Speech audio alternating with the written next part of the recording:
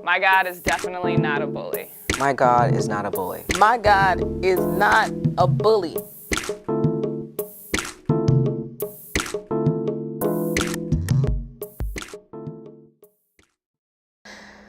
It's not easy telling your truth, but you can't hide from it. It is just that, my truth. So I grew up in the church, right? So I grew up in a religious family.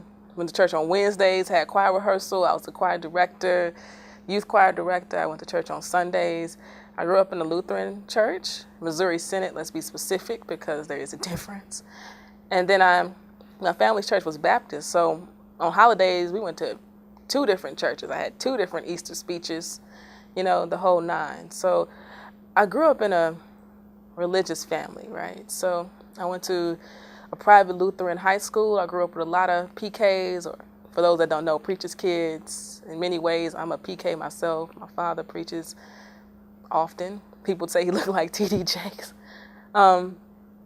So when I came to kind of realize my own sexuality, my own identity, the fact that I love being with women, I had quite a few moments of wondering whether or not I was just going straight to hell for how I felt, and for a long time I fought that.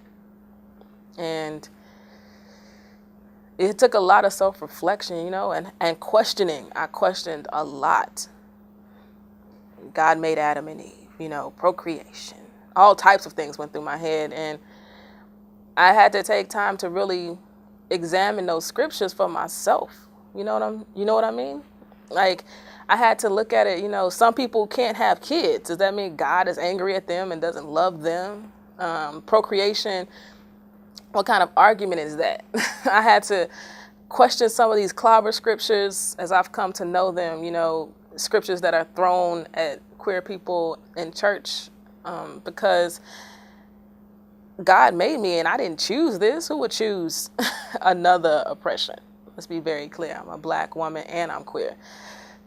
So I knew it wasn't a choice. I knew that God loved me, but I didn't know anything or anywhere where I could go and feel whole, feel like I could be all of me and still worship God. And that was tough for me. So it's been a journey, and I found a place where I can worship and feel good about that and feel better about myself.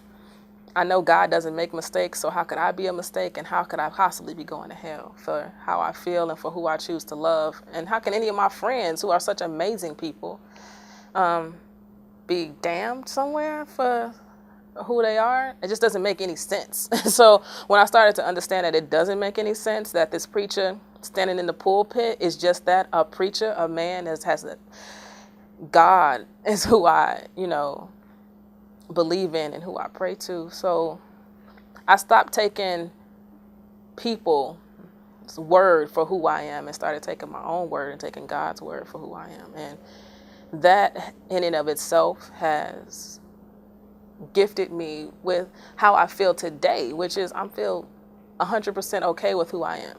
And because I'm okay with who I am, so is everyone else. And if you're not, then it's your loss. And I hope that anybody watching this video feels the same way, or you grow to feel the same way, that you grow to feel that you are okay, that if you have faith, if you don't have faith, either way, that you are okay.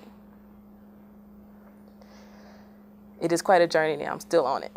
So it's not easy, but I feel like if you stay on this journey, you'll be okay too.